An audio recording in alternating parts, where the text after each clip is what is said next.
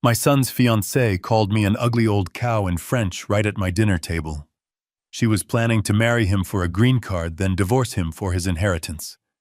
She thought I was just a clueless American who couldn't understand a word. She didn't know she was speaking the native tongue of my late wife. She didn't know she wasn't just insulting me. She was arming me. And as I smiled and passed the bread, I began building the trap she would spend the rest of her life regretting. Before I tell you how I did it, please let me know where you're watching from in the comments below. And be sure to like this video and subscribe to the channel if you believe that wisdom, patience, and truth are the most powerful weapons of all. The call came on a Tuesday, the kind of gray Boston afternoon, where the sky hangs low and heavy, the color of old pewter. I was in my study surrounded by the quiet company of my books, the scent of aging paper and leather a constant comfort. For a retired history professor, these walls were more than a library. They were a fortress of memory, a silent testament to a life spent sifting through the past. The face that appeared on my tablet screen was my son Leo. His expression so bright, it seemed to fight the gloom of the day. He was 35, a man grown, yet in that moment, his eyes held the unshielded excitement of a boy with a wonderful secret.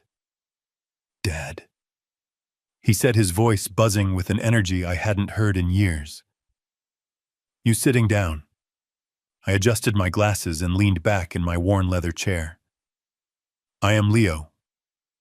"What's going on?" He took a deep breath, unable to contain his smile. I asked her. "Dad, I asked Juliet to marry me, and she said yes." The words hung in the air between us. Juliette Dubois, the French woman he'd met on a business trip to Paris 6 months ago. A whirlwind romance conducted mostly over screens and thousands of miles of ocean. I knew I was supposed to feel an uncomplicated surge of joy, a father's pride. But instead, a cold, quiet caution settled in my bones. 6 months. It felt like the time it takes for seasons to change, not for two lives to merge. "Well, son," I managed, forcing a smile I hoped looked genuine. That's wonderful news. Congratulations. She's incredible, Dad. I mean it. She's smart, she's beautiful, she gets me. It feels like I've known her my whole life." He was rambling, a torrent of adoration. I listened, nodding my mind, snagging on the timeline. He'd spent a total of maybe 4 weeks in the same physical city as her. I thought of my late wife, Colette. It had taken us 2 years of letters, of long walks, and longer conversations before we even considered a future together. We built our foundation brick by brick. Leo's felt like a prefabricated house dropped onto a plot of land he'd barely surveyed. "I'm happy for you, son." "Truly," I said, and I meant it. His happiness was paramount. "When do I get to meet the woman who's stolen my son's heart?" "That's the other thing. She and her parents, they want to fly out to meet you, formally, next month." A knot tightened in my stomach. The whole family. It felt less like a meeting and more like an inspection. A delegation. "Of course," I said. "I'd be honored." We talked for a few more minutes, but my mind was already turning over the details. Colette had been French, a woman of genuine grace and quiet strength. She had taught me her language, her culture, her way of seeing the world. She had an instinct for people, an almost unnerving ability to see past the polished surface to the true grain beneath. And as I looked at my son's beaming, unguarded face, I felt a pang of her absence more acutely than I had in years. I wished she were here. She would know in an instant if this Juliet was everything my son believed her to be. I, on the other hand, would have to learn. And my specialty had always been history, the patient study of records and facts, until the truth, however deeply buried, revealed itself. A week later, Leo arranged the video call. I sat in my study, the afternoon light casting long shadows across the room. My screen split into 4 neat squares. There was Leo looking proud and slightly nervous. There was me trying to project warmth and openness. And then there were them. The Dubois family. Juliette was, I had to admit, stunning. She had dark, intelligent eyes, a smile that seemed both warm and perfectly crafted, and she spoke English with a charming, melodic French accent. She was 28, poised and confident. She immediately launched into a flawless performance praising Leo's brilliance, his kindness, and then turned her attention to me. "Monsieur Thorne," she said, her voice like honey. "Leo has told me so much about you. A distinguished professor. I have such a deep respect for men of intellect. It is a quality so rare these days." I smiled politely. "Please call me Elias." Her parents, Jean-Luc and Isabelle, were equally polished. He was a handsome man with silvering hair and a tailored suit that seemed a little too fine for a video call. Isabelle was chic and elegant, her expression one of pleasant neutrality. They spoke of their family as one of a distinguished lineage in Lyon, peppered with mentions of vineyards and ancestral homes. But it was all couched in the soft language of past glory. Jean-Luc made a vague reference to some unfortunate business reversals and the unpredictability of the modern economy. It was a classic tale of old money facing temporary hardship, plausible yet somehow hollow. The conversation flowed smoothly. They asked about my career, about Boston. Juliette spoke of her dream of moving to America, of starting a family. It was all perfect. Too perfect. It felt like a script rehearsed until every line was delivered with effortless conviction. My historian's brain, trained to spot inconsistencies and question narratives, was on high alert. Then came the moment. It was so small, so fleeting, that anyone else would have missed it. Leo was talking about his company, about a new round of funding that had just valued his startup at a staggering figure. As he said the number, I saw it. It wasn't a smile or a nod. It was a flicker, a micro-expression. Juliette's eyes darted to her mother just for a fraction of a second. Isabelle's lips tightened in a barely perceptible smirk of satisfaction. It was the silent, instantaneous communication of two predators who had just heard the confirmation of their prey's value. It was gone as quickly as it came, replaced by practiced smiles of admiration. But I had seen it. It was a crack in the perfect facade, a glimpse of the cold machinery working just beneath the surface. I also noted a small historical slip. Jean-Luc mentioned an ancestor who was supposedly granted a title by Napoleon III. But he named the wrong duchy, one that was dissolved decades before Napoleon III came to power. A minor error, the kind a history professor would notice, but a significant one. It told me their story of a distinguished lineage was not just embellished. It was likely fabricated. After the call ended, Leo called me back immediately, his voice bubbling with excitement. "So, what did you think? Isn't she amazing?" I chose my words carefully. "She is very charming, Leo, and her parents are very polished." He caught the hesitation in my voice. "Polished, what does that mean?" "Dad, don't do this." "Do what, son? I just want to get to know them. It all seems to be happening very quickly." "Because it's right," he insisted, a defensive edge to his tone. "When you know, you know. I thought you of all people would understand that." He was referring to my whirlwind courtship with his mother, but he had the facts wrong. Ours was not a whirlwind. It was a deep, steady current. This felt different. This felt like a storm, but I knew pushing him now would only drive him further away. I had to bide my time.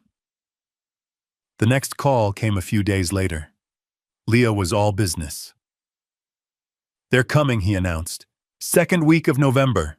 I'm booking their flights first class and a suite at the Four Seasons. We need to make a good impression." "A good impression?" I asked quietly. "Son, you're the one paying for it all." "I think the impression has been made." He sighed, a sound of pure frustration. "Dad, this is how it's done. They're her family. We need to show them respect." "I agree," I said, "which is why I would like to host a dinner for all of us." Just the five of us. There's a place in the city, Le Coeur. You remember it?" He fell silent. Of course he remembered. It was a small, elegant French restaurant, his mother's favorite. It was where we had celebrated every anniversary, every significant milestone. It was a place of ghosts and beautiful memories, a place I hadn't returned to since she passed away. Taking them there felt important. It was a test. I wanted to see how this perfect, polished woman and her family behaved in a space that was sacred to my past, to the memory of the only other woman I had ever loved. "I don't know, Dad." Leo said, his voice soft now. "Isn't that a little heavy for a first meeting?" "It's a good restaurant, Leo. It serves authentic French food. I thought they would appreciate it." I could hear the conflict in his voice. He was torn between placating me and protecting his new fragile world with Juliette. The desire to believe in the dream was so strong. He wanted my approval, but he didn't want me to look too closely. "Okay, Dad," he finally conceded. "Okay. We'll do it your way. The dinner is on me, though." Then his voice hardened slightly, a plea wrapped in a demand. "Just, please, please don't make this difficult. I really love her." I looked out my study window at the gray, unforgiving sky. "I know you do, son," I said softly. "That's why I'm doing this." I hung up the phone, the silence of the room closing in around me. The plan was set. The stage was being prepared. And I felt a cold sense of foreboding, the feeling a historian gets when he knows he is about to witness a pivotal event, one that will change the course of everything that comes after. Le Coeur was not merely a restaurant. It was a museum of moments. Each table, each chair seemed to hold an echo of a time when Colette and I had sat there mapping out our future over coq au vin and shared bottles of Bordeaux. The air itself felt thick with memory, scented with butter wine and the ghost of her perfume. As the five of us were led to a quiet corner table, I felt like a custodian of a sacred place, ushering in potential vandals. Leo was oblivious, of course. He was a man floating on a cloud of his own making, pointing out the architectural details, translating the menu with a flourish, his eyes rarely leaving Juliette's face. She in turn played her part to perfection. She listened with rapt attention, her head tilted just so, her hand resting lightly on Leo's arm.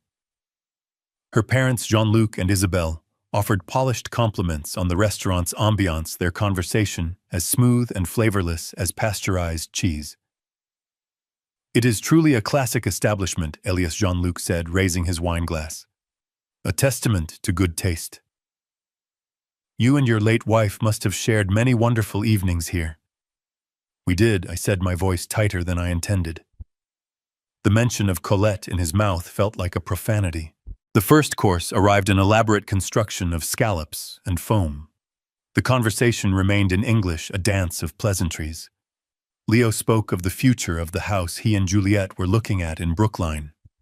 Juliette spoke of her desire for children, for a life filled with family and meaning. She looked at me as she said it, her eyes wide with manufactured sincerity. It was a masterful performance. She was selling a fantasy, and my son was her most eager customer. I ate my scallops, each bite tasteless. I was an audience member at a play where I was the only one who knew the actors were liars. Then, halfway through the main course, it happened. Leo was happily recounting a story about a college prank, a harmless anecdote that had everyone smiling. He was turned slightly towards Jean-Luc, fully engaged. Seeing her moment, Juliette leaned across the table towards her mother, creating a small, intimate triangle of conspiracy with her parents. She lowered her voice, switching to French, assuming I was nothing more than the smiling, monolingual American elder at the end of the table. But the language she spoke was the language of my heart. It was the language Colette had whispered to me in the dark, the language she had used to sing our son to sleep. Every syllable was as clear to me as my own name. Isabelle began, a sly smile playing on her lips. "Contrai qua ongta kave tatsu se me con." His son seems truly captivated by you. Juliet let out a soft, contemptuous laugh, a sound completely alien to the sweet girl who had been sitting there moments before. She took a delicate sip of her wine. "Tat Nien Roy. Of course he is." She glanced at me, a dismissive flick of her eyes. My mind translated her next words with brutal, instantaneous clarity. "Cette vieille vache est peut-être ennuyeuse, mais son fils est parfait." This ugly old cow may be boring, but her son is perfect. The insult was so casual, so venomous, it felt like a physical blow. A cold fury began to uncoil in my chest. My wife's memory, our life, our son. All of it was just a tedious obstacle, a piece of scenery in her grand play. She continued, her voice a low murmur. "Anta jiao kong eto va la tam ve vang kukan." He's rich, naive, and he's my golden ticket. My hands remained perfectly still on the table. I brought my fork to my lips, chewed the piece of duck, and swallowed. My face was a mask of pleasant interest. Inside, a war had just been declared. Jean-Luc, her father, leaned forward. "Que hoch lagi, what's the plan?" Juliet didn't hesitate. She outlined the destruction of my son's life as if she were ordering dessert. "Je l'épouserai pour la carte verte, puis je divorcerai et prendrai la moitié de son héritage et de sa société.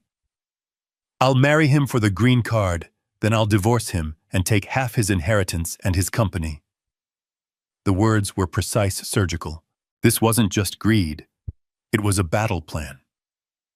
She finished with a final, triumphant declaration. "Chungta se khombazo fai la lang ve no nun nua." We'll never have to worry about debt again. Leo finished his story and turned back to the table, smiling. "And that's how I almost got expelled." Juliet's sweet smile snapped back into place. "Oh, Leo, you were so naughty," she chirped in English, reaching over to playfully touch his cheek. I watched her, my heart beating a slow, heavy drum against my ribs. The pain for my son was a physical ache, but beneath it, something else was taking shape. The patient, methodical mind of the historian was taking over. I was no longer a father at dinner. I was an operative behind enemy lines gathering intelligence. I nodded. I smiled. I passed the salt. For the rest of the meal, I observed them cataloging every lie, every false gesture, every predatory gleam in their eyes that they thought no one could see. Finally, the evening drew to a close. We stood near the entrance, the valets bringing the cars around. I endured the false embraces, the airy kisses on both cheeks from Isabelle and Juliet. I shook Jean-Luc's hand first, my grip firm. "It was a pleasure," I said in clear, untroubled English. He smiled, a self-satisfied expression on his face. Then I turned to the two women. I looked at Isabelle, then my eyes settled on Juliet.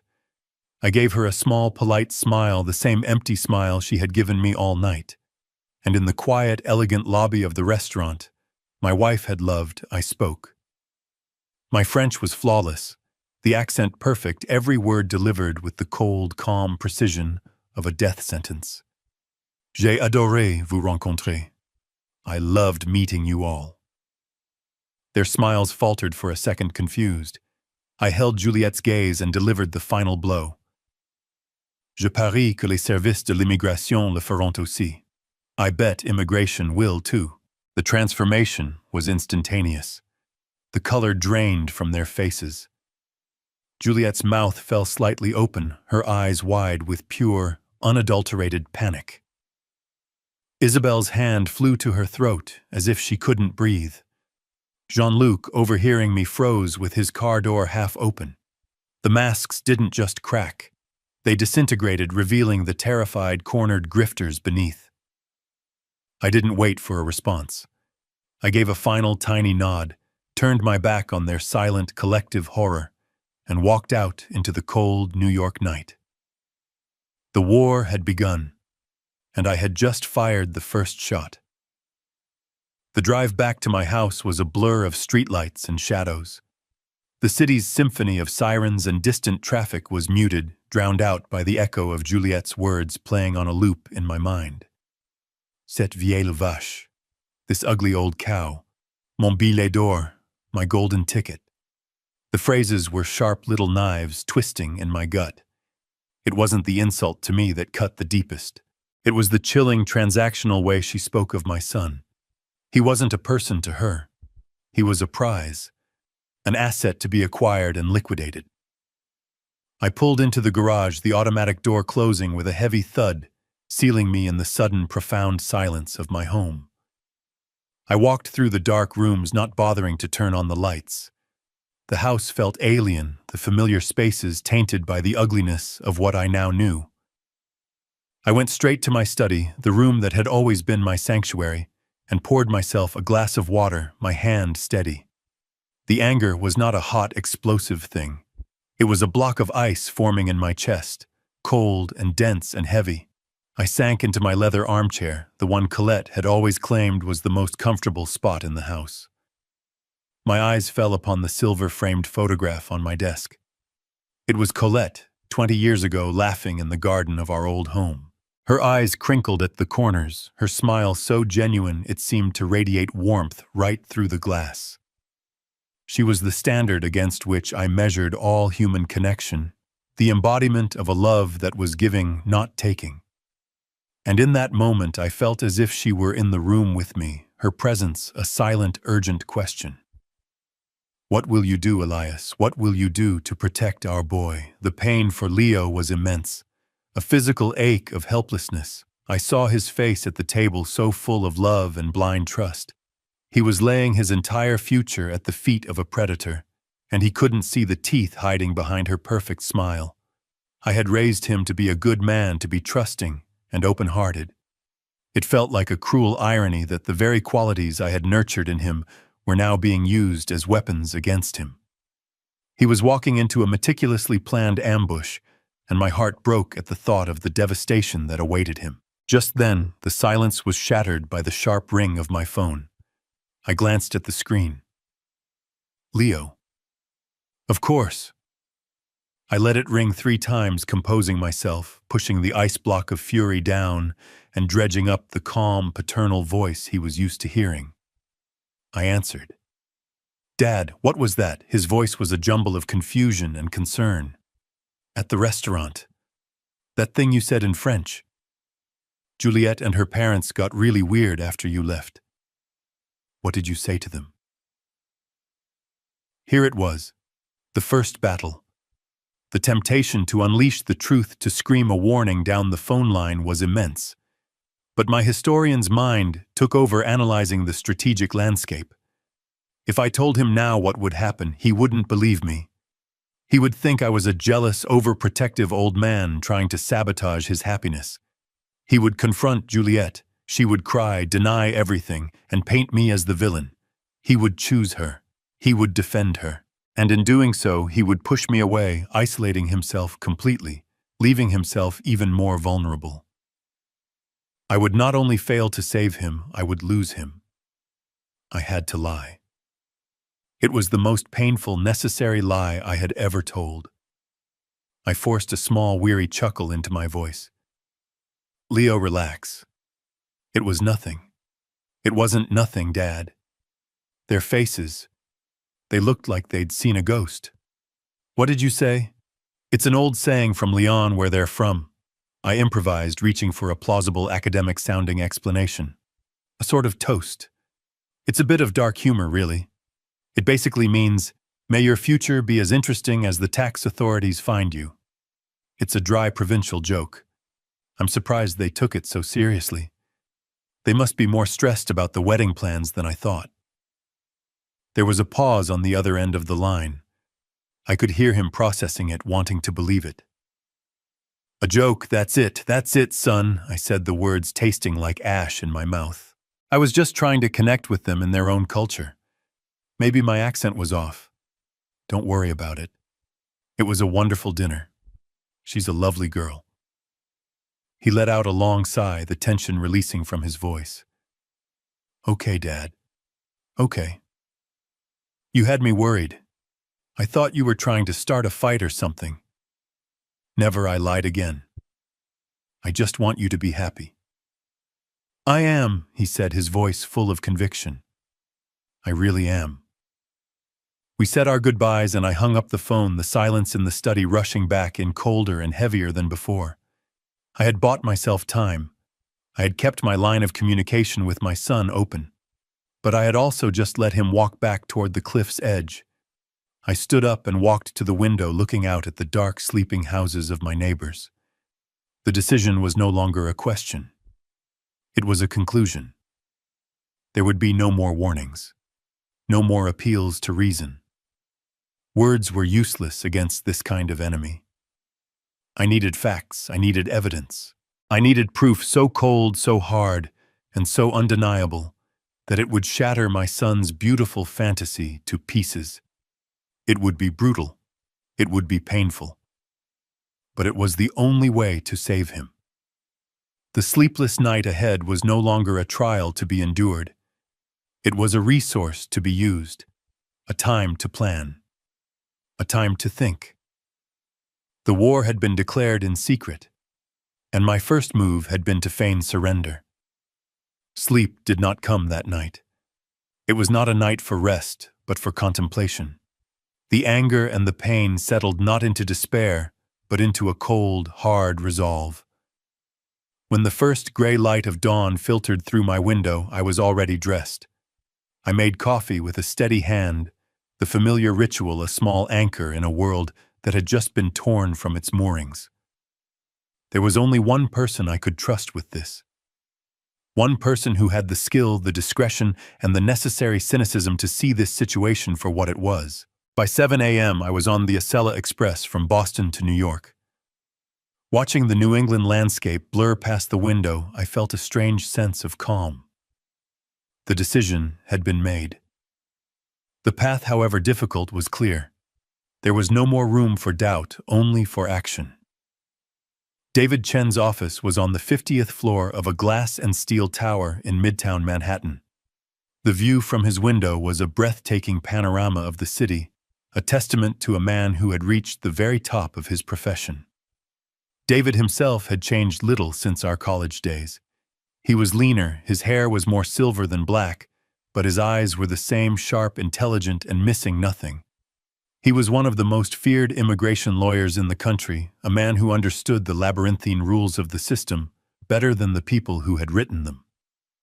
He greeted me not with pity, but with the firm handshake of an old friend who knew something was deeply wrong. He poured 2 cups of coffee himself, dismissed his assistant, and closed the heavy oak door to his office. The silence was absolute. "All right, Elias," he said, his voice low and serious. "You sounded like you were on your way to a funeral. Talk to me." I didn't waste time with pleasantries. I recounted the events of the previous evening with the dispassionate precision of a historian presenting a paper. I described the video calls, the fabricated story of their lineage, and the subtle, greedy flicker in Isabel's eyes. Then I walked him through the dinner at Le Coeur, moment by moment. I repeated Juliette's words in the original French, my voice flat and devoid of the emotion that was churning inside me. "Cette vieille vache," I recited. "Mon billet d'or."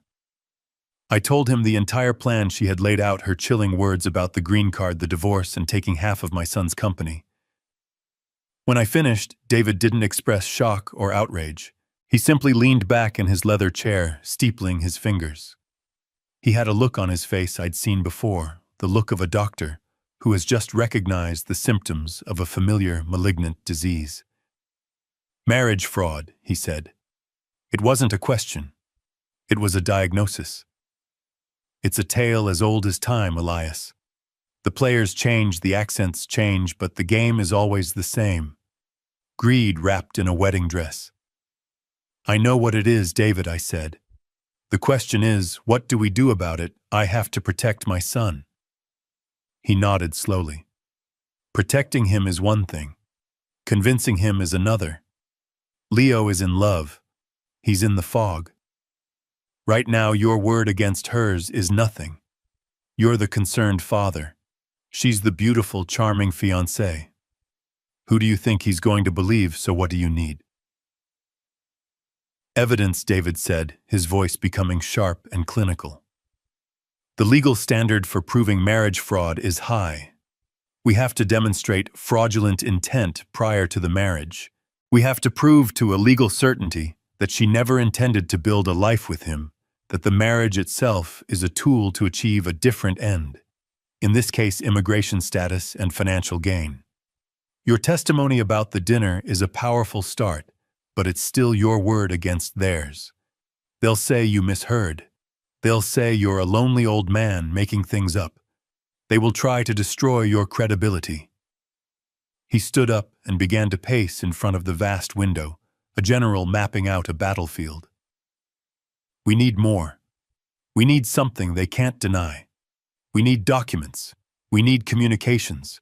We need financial records. We need to build a fortress of evidence so high and so thick that they can't climb over it, and so solid that when we push, their whole world comes crashing down. He stopped and looked at me, his eyes locking onto mine. And to do that, you are going to have to do the hardest thing you have ever done in your life. What's that? Nothing. David said, you are going to go back to Boston, and you are going to play the part of the loving, supportive future father-in-law. You are going to smile. You are going to help them plan their wedding. You are going to listen to their lies, and you are going to nod and pretend to believe every single word. You must become the harmless, slightly doddering old man they already think you are. You are our Trojan horse, Elias.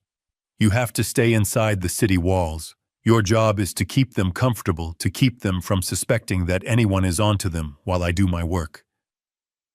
The thought of it made me feel physically ill. The thought of smiling at that woman, of helping her plan the destruction of my son. But I saw the cold, inescapable logic in David's strategy. It was the only way. And your work, I asked. My work, he said, a grim smile touching his lips, is to hire the best private investigators in Lyon. We're going to dig into the Dubois family. Every bank account, every credit card statement, every business dealing. We'll find out who their friends are, who their enemies are. We're going to find the truth behind their story of old money. People like this, they always leave a trail of debt and broken promises. And somewhere in that trail, we will find the proof we need. An email, a text message, a disgruntled ex-friend. We will find the smoking gun. He walked back to his desk and extended his hand. It won't be easy, Elias. Playing this part will test you. But if you can do it, if you can hold the line, I promise you we will expose them. I shook his hand. His grip was firm, reassuring. I was no longer just a father in pain. I was a client, an ally, a soldier in a war I never wanted. I'll do it, I said, my voice steady for the first time in 12 hours. Whatever it takes. Leaving David's office, the city below seemed different. It was no longer just a collection of buildings. It was a web of secrets, a place of hidden intentions and calculated moves. My own intentions were now hidden. My own moves were now calculated. The silent storm had begun. My role was simple, and it was brutal. I had to become a ghost in my own son's life, silently watching, patiently waiting for the moment to strike. The weeks that followed were the longest of my life. I began to live a strange, bifurcated existence. There was the Elias the world saw, the one my son saw, a quiet, retired professor, perhaps a bit melancholy, but supportive of his son's impending marriage. Then there was the real Elias, a man living in a state of constant, vigilant warfare, a silent spy master in his own home waiting for dispatches from the front line. My days were a carefully constructed performance. My nights were spent reading the encrypted emails that arrived from David Chen. The first report came 2 weeks after our meeting. It was a PDF file locked with a password David had given me over the phone. The title was simple: Dubois Family Financials Preliminary Report. I opened it, and the foundation of their lies began to crumble. The Dubois family was not old money. They were a house of cards drowning in a sea of debt. David's investigator in Lyon had painted a grim picture. Jean-Luc the patriarch had a significant gambling problem with outstanding debts to several less than reputable lenders in the city. Isabelle's venture, a chic fashion boutique, had gone bankrupt 18 months prior, leaving a trail of unpaid suppliers. Their ancestral home, the one they spoke of with such reverence, was mortgaged to its absolute limit, with a foreclosure notice pending. I read the cold, hard numbers, and felt not a shred of pity, only a grim, chilling satisfaction. The story they had told us was a complete fabrication. They weren't just struggling, they were desperate. A drowning family looking for a life raft, and my son was that raft made of gold. The very next day, I had to accompany Leo and Juliet to look at a wedding venue. It was a sprawling historic estate on the North Shore, a place of breathtaking beauty and equally breathtaking expense. Juliet glided through the manicured gardens, her hand linked with my son's, pointing at where the floral arrangements would go, where the string quartet would play. "Oh, Leo. It's perfect," she breathed, looking up at him. "It's a place where we can begin our story. Something timeless, something with history. It's so important to honor the past, don't you think, Elias?" She turned her brilliant smile on me, and I had to physically clench my jaw to keep from flinching. I was standing there, the digital ghost of her family's foreclosure notice burning in my mind, and I had to nod. "History is very important," I said, my voice unnervingly calm. Leo beamed, proud that we were all getting along. "The deposit is a bit steep," he said with a nervous laugh, "but Juliet says you only get married once. We want to do it right." "Of course," Juliet added, her hand stroking his arm. "We must not think of the cost. We must think of the memory." I looked at her, this woman who spoke of timeless memories while her entire life was a temporary fraudulent performance, and I felt a profound, exhausting contempt. This was my new reality, smiling through a pageant of lies, my silence a necessary, agonizing poison. The second report from David arrived 10 days later. This one was more explosive. The subject line was just a name, Alistair Finch.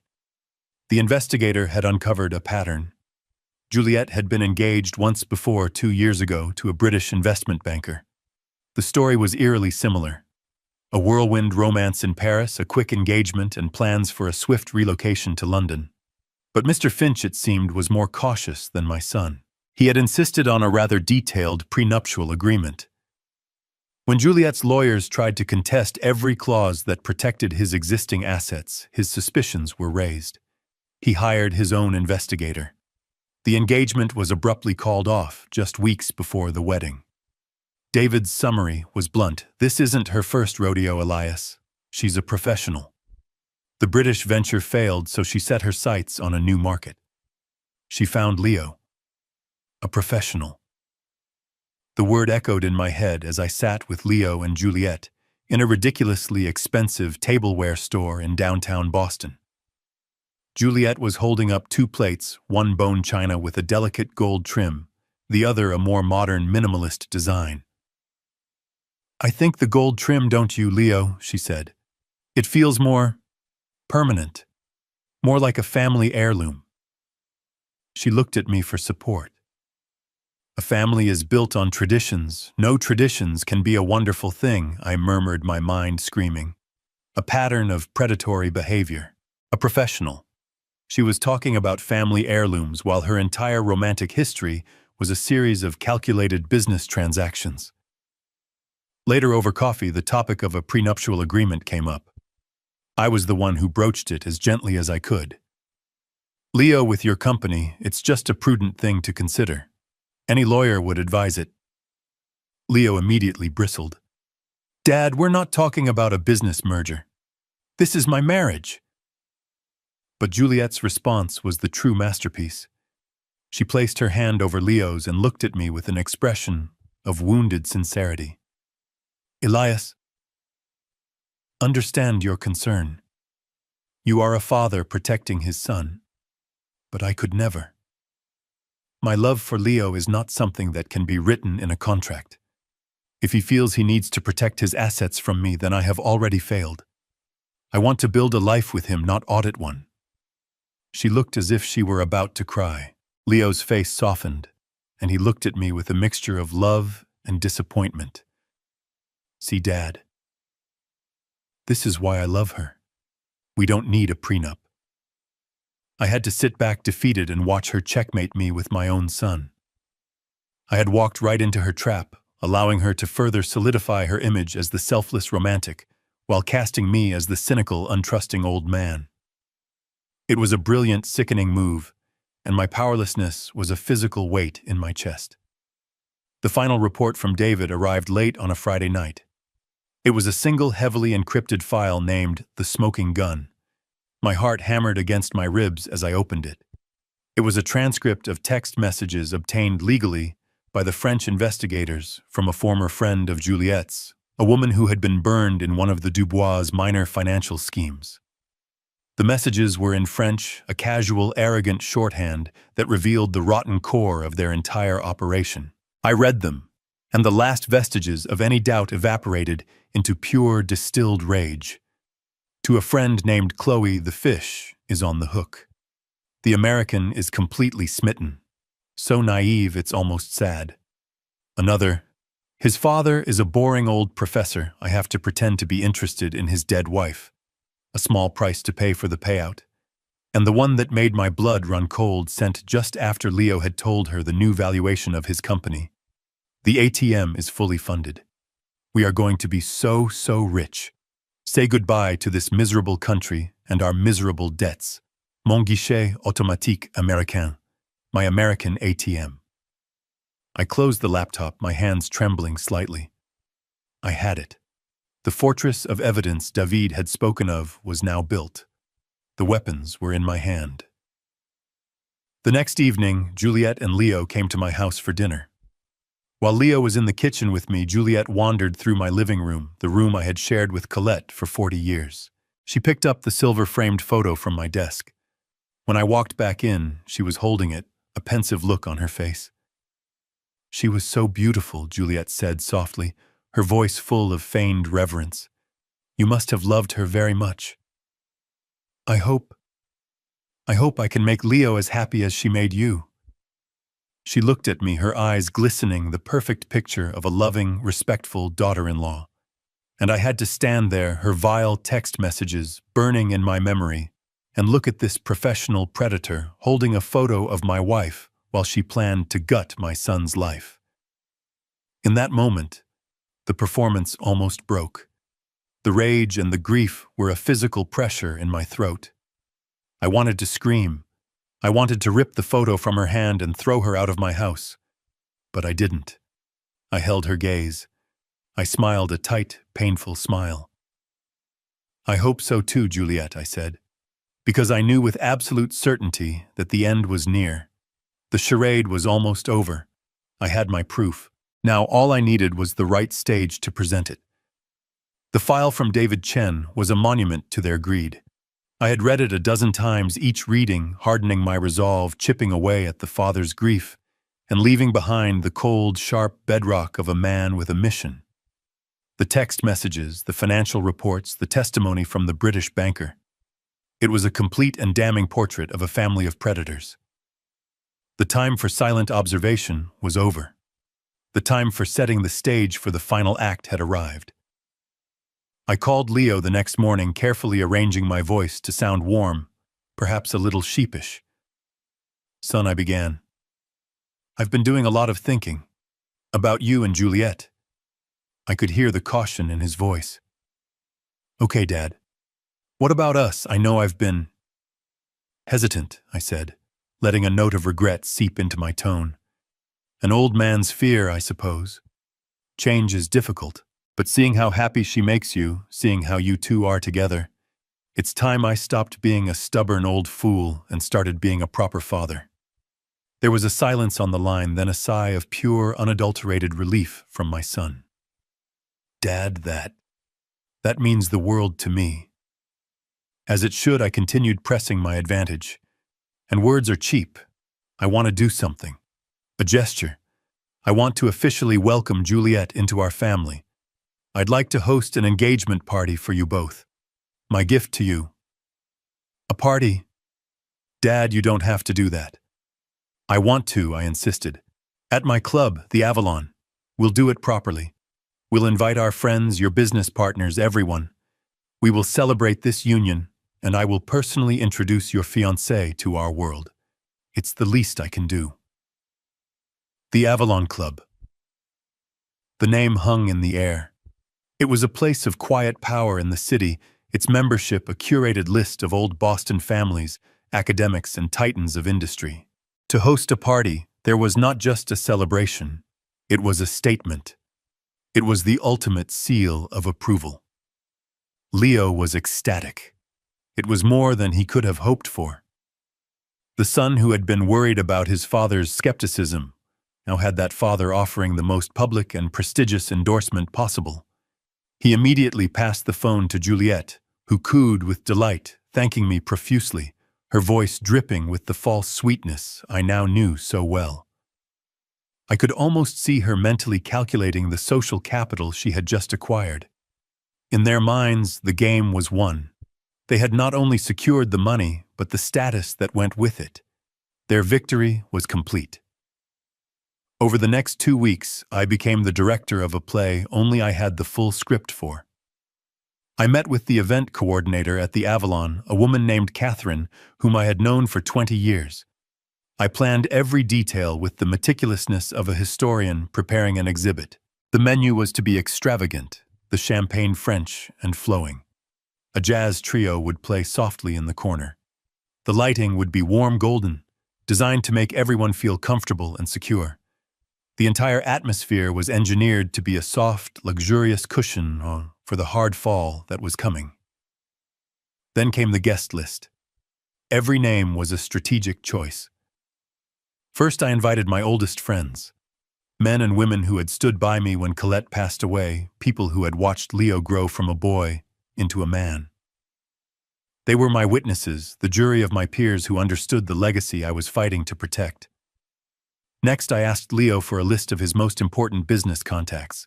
His key investors, the board members of his company, the partners at the venture capital firms who had funded his dream. He was thrilled. "This is huge, Dad," he'd said. "For them to see you so supportive to meet Juliet in a place like the Avalon, it's a power move." I simply nodded. He thought the move was for his benefit. He didn't understand I was creating a board of inquiry for his personal life, ensuring that when the truth came out, it would be witnessed by the very people whose respect he valued most. There would be no room for rumor or speculation. Only the cold, hard facts presented in a room full of influential people. Finally, I sent the last invitation. It was an elegant cream-colored card engraved with the details of the party. I wrote the name myself in careful script, Mr. David Chen.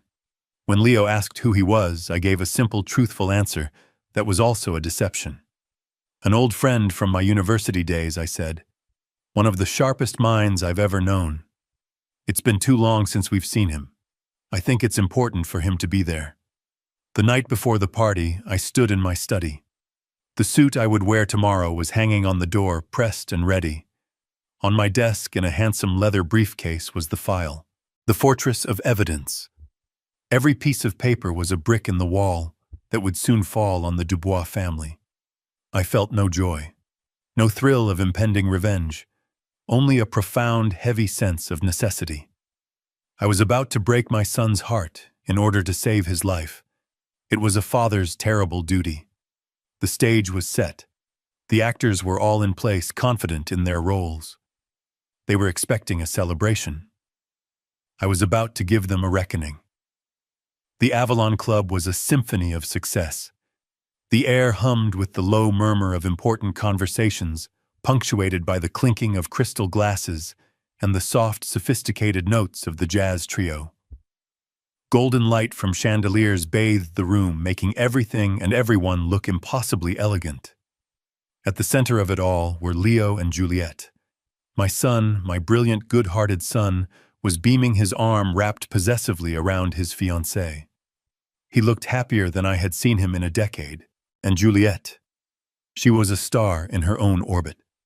She was radiant, dressed in a stunning emerald green dress, the diamond on her finger, catching the light with every graceful gesture. She moved through the crowd of my friends and Leo's business partners with the effortless charm of a seasoned diplomat, winning them over one by one. To any observer, they were the perfect couple, the embodiment of a bright and promising future.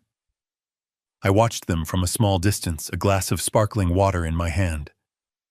I felt a profound aching sadness as I looked at my son's unguarded joy. He was standing on a precipice, admiring the beautiful view, completely unaware that the ground beneath his feet was about to give way. The performance was nearly over. It was time for the curtain to fall. As the waiters served the dessert course, I tapped a spoon against my glass. A gentle chime cut through the room and the conversations slowly died down. All eyes turned to me. I saw Leo give me a proud, encouraging smile. I saw Juliet look at me with an expression of perfect filial affection. I stood up, holding my glass. "Good evening, everyone." I began, my voice clear and steady. "Thank you all for being here to celebrate a truly wonderful occasion. As a father, there is no greater joy than to see your child happy. And for the past few months I have seen my son Leo happier than I have ever seen him. That happiness has a name, and her name is Juliet." I smiled warmly at her, and she smiled back, a picture of grace. The room was filled with soft, appreciative murmurs. "Juliet," I continued, still in English, "you are a woman of incredible charm, intelligence, and beauty. You have brought a light into my son's life that is truly a joy to witness. And it is time that I and our entire family and community officially welcome you." I raised my glass. "To Leo and Juliet." A chorus of "To Leo and Juliet" echoed through the room as everyone drank. I took a small sip of water. The first act of the play was complete. Now for the second. I set my glass down, and now I said, my voice softening slightly, "If you will all permit me, as a small tribute to Juliet and her family's wonderful heritage, I would like to say a few words in her beautiful native tongue." I saw Juliet's eyes light up. This was a bonus, an unexpected tribute that would further cement her status. She looked at her parents with a triumphant little smirk. My son looked at me with gratitude. I turned my gaze toward Juliet and began to speak in the fluid, perfect French my wife had taught me. The words flowed calmly, conversationally. At first they were just pleasantries about the beauty of France and the joy of a new union. Juliet and her parents beamed. Then my tone shifted. "I would like to tell you all a short story," I said in French. "A fable. It is about a beautiful songbird, a kyle with feathers like jewels and a voice like honey.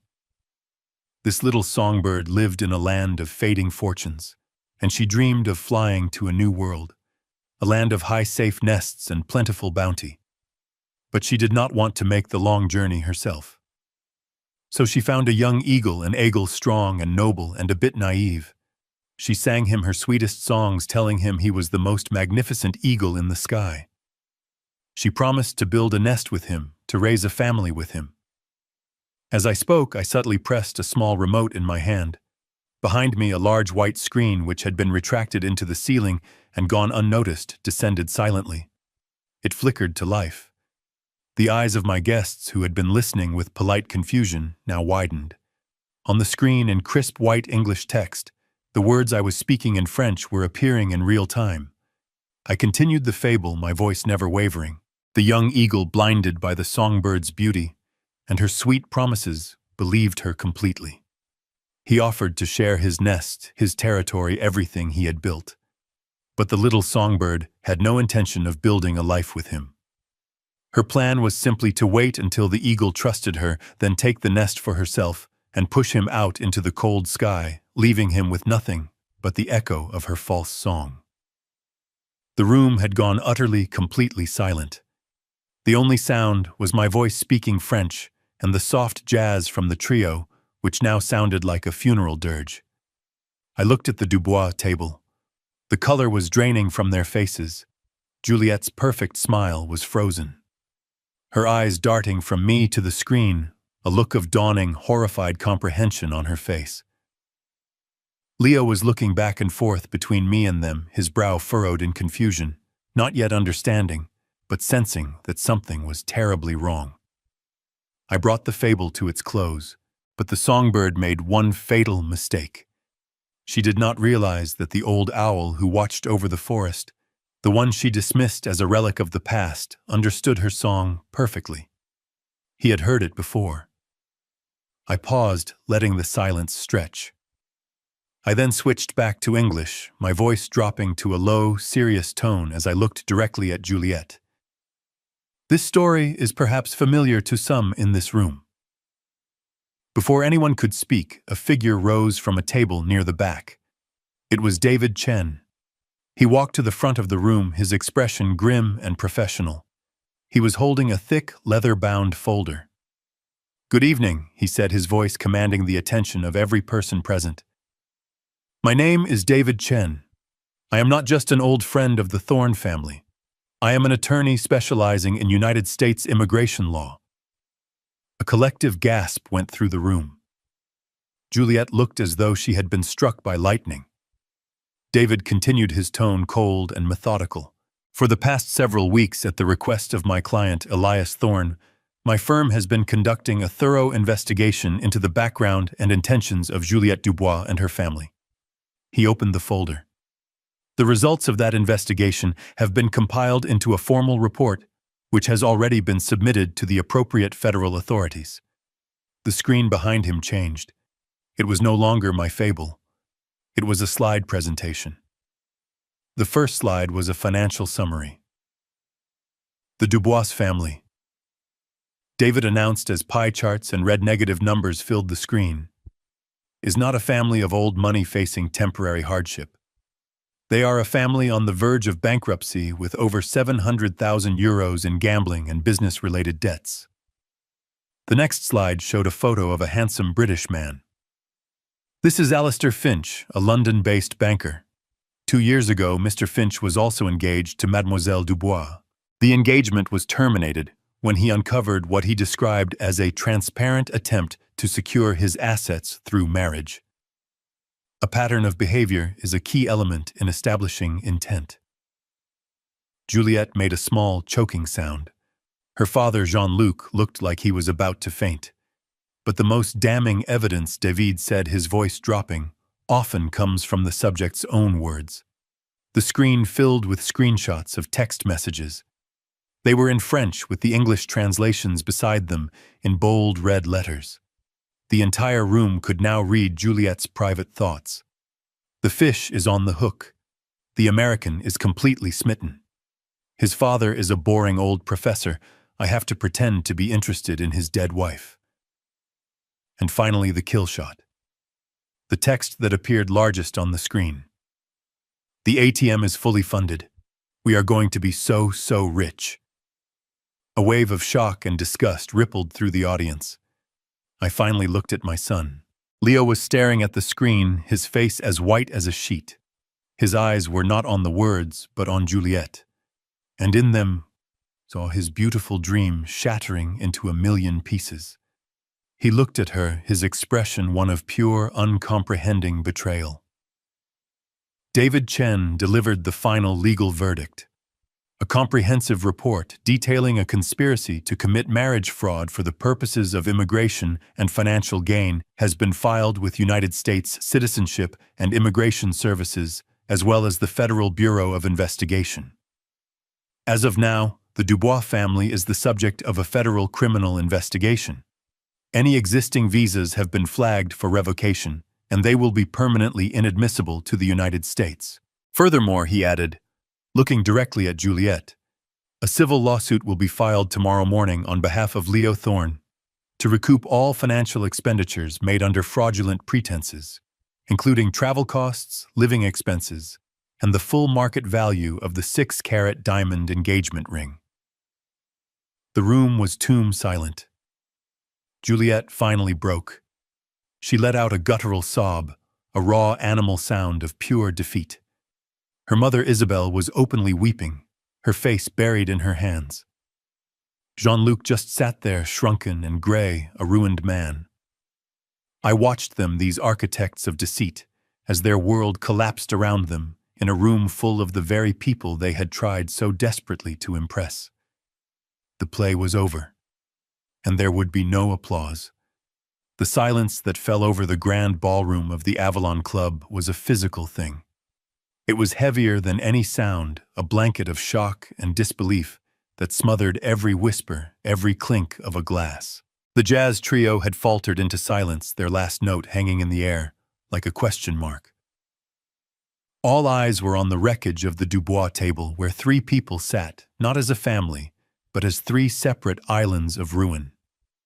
Then, with the quiet efficiency that defined the club, it began. Mr. Harris, the club's director of security, a man I had known for years, appeared at the edge of the room. He was not a bouncer. He was an impeccably dressed gentleman in a dark suit, and he did not rush. He walked calmly to the table, his footsteps making no sound on the thick carpet. He bent down and spoke to Jean-Luc in a voice so low I couldn't hear the words, but the message was unmistakable. It was over. There was no argument, no final defiant outburst. The fight had gone out of them completely. They rose from their chairs like automatons, their movements stiff and uncoordinated. Isabel's face was a mess of running mascara, a grotesque parody of the elegant woman who had entered the room hours earlier. Jean-Luc seemed to have aged 20 years, his shoulders slumped, his eyes vacant. And Juliette, she was a ghost. The vibrant, confident woman was gone, replaced by a hollow-eyed stranger. She never once looked at Leo. She couldn't. To look at him would be to acknowledge the humanity of the person she had tried to destroy. They were escorted out through a side door, a silent, shameful procession, through a room full of strangers who now knew their darkest secrets. As the door clicked shut behind them, it felt as though a great poison had been drained from the room. David Chen caught my eye from across the room and gave me a single solemn nod. My friends looked at me with expressions of sorrow and support. But I saw none of them. My entire world had narrowed to the still silent figure of my son. Leo hadn't moved. He stood frozen, staring at the empty chair where Juliette had sat. His champagne glass still held loosely in his hand. His face was utterly devoid of color, a mask of pure, stunned disbelief. He was a man watching a replay of a car crash in which he had been the driver, unable to process the totality of the destruction. I walked toward him slowly, my own heart aching with a pain that was entirely separate from the anger. This was the part I had dreaded. The victory was hollow. This was the cost. I stood beside him for a moment in silence. The guests began to murmur the spell of the shock, broken unsure whether to stay or to go. I paid them no mind. I gently placed my hand on my son's shoulder. The touch seemed to break through his trance. He flinched, not away from me, but as if waking from a nightmare. He slowly turned his head, and his eyes met mine. For a second, they were just blank, unseeing. Then the horror, the shame, and the overwhelming pain flooded in. His face, the face of a 35-year-old man, a successful CEO, crumpled like a child's. The champagne glass slipped from his fingers and shattered on the floor, but neither of us noticed. He didn't say a word. He just collapsed into me, his arms wrapping around me, his face buried in my shoulder. And for the first time since he was a small boy who had fallen from his bicycle, my son wept. He sobbed uncontrollably, great wrenching sounds of a heart breaking. It was the sound of a beautiful dream dying of trust, being murdered, of a future turning to dust. I held him, my own eyes burning with tears. I held my son as his world fell apart, and in that moment there was no victory, only the profound, aching cost of love. He finally pulled back, his face streaked with tears, his eyes red with shame and agony. "Dad," he choked out, his voice cracking. "I'm sorry, I was so blind. I'm so sorry." I shook my head, pulling him back into an embrace. "There is nothing to forgive," I whispered, holding him tight. "You have a good heart. You wanted to see the best in her. That is a gift, not a flaw. I just held him, letting him cry, offering the only thing a father could, in that moment, a safe harbor in the ruins of his life, a silent promise that even after the worst storm, he would not be alone. 3 months passed. The autumn that had begun with such tension gave way to the quiet chill of early winter. The storm had passed. I received one final brief call from David Chen. The Dubois family had been deported the week after the party. Their visas were permanently revoked. Upon their arrival in Lyon, they were met not by family, but by French authorities investigating charges of fraud related to the long list of creditors David's team had uncovered. Their chapter in our lives was closed not with a bang, but with the quiet final click of a bureaucratic lock. They were no longer our problem. They were a problem for the French legal system. The real work, the quiet work of healing, was what remained. The change in Leo was profound. The exuberant, almost naive optimism was gone, replaced by a more sober, thoughtful maturity. He was quieter, but he was also more present, more observant. The ordeal had stripped him of his illusions, but it had revealed a deeper strength I had always known was there. In early December, we flew to France together. We rented a small car and drove through the Loire Valley, the skeletal vines of the vineyards tracing intricate patterns against a pale winter sky. We didn't talk much about what had happened. We didn't need to. The shared silence was not one of distance, but of deep, unspoken understanding. Our destination was a small, quiet village nestled in the hills, the village where Colette had been born and where she had asked to be buried. We stood before her grave, a simple stone marker overlooking a valley. The air was cold and crisp. Leo placed a small bouquet of white roses on the stone, his movements slow and deliberate. He stood there for a long time, his hands in his pockets, looking at his mother's name. She would have known right away, wouldn't she? He said, his voice barely a whisper. Yes, I said softly. She would have. He turned to me, his eyes clear and full of a sad, newfound wisdom. You saw what I couldn't, Dad. You didn't just hear the words. You listened.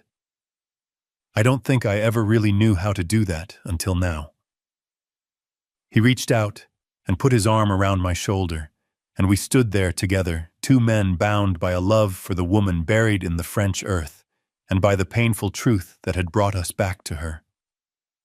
As I stand here now, back in my quiet study in Boston, I often reflect on the events of that autumn. It would be easy to call what I did an act of revenge, but in my heart, I know it wasn't. Revenge is a hot, blinding fire. What I did was a kind of cold, necessary surgery, an intervention to save my son from a sickness he couldn't see. It was an act of protection, the final duty of a father. I have come to understand that language is a curious thing. We think of it as a tool for communication, a bridge between two minds. But it is also a key to a locked room, the soul of a person. What we say to those we want to impress is a performance. What we say when we think no one of importance is listening is the truth. Juliet's mistake was not realizing that I held the key to her locked room, a key my wife had given me 30 years before. The most important lessons I've learned are often found in the conversations we were never meant to hear. To protect the ones you love, you must learn to listen to the silence. You must learn to read the words written in invisible ink between the lines of every pleasant conversation. It was a painful truth to uncover, one that broke my son's heart. But truth, I have learned, is like the foundation of a house. It is hard, and it is unforgiving, but it is the only thing upon which a life of any meaning can be built. You cannot build a lasting love on a lie. In the end, I did not destroy a family. I simply held up a mirror and let a house built on sand be washed away by the tide. And in its place, my son and I have started to build again on solid ground. This story is a powerful reminder that true listening goes beyond just hearing words. It's about observing the details, understanding hidden intentions, and recognizing that the most dangerous threats often wear the most charming masks. It teaches us that protecting those we love doesn't always mean being loud. Sometimes it requires patience, strategy, and the courage to use a painful truth as a shield. True strength isn't found in avoiding conflict, but in facing deceit with quiet wisdom, proving that a foundation built on lies, no matter how beautiful, can never withstand the simple, heavy weight of reality. What was the most powerful lesson you took from Elias's story? Share your thoughts in the comments below, and subscribe for more tales where wisdom prevails.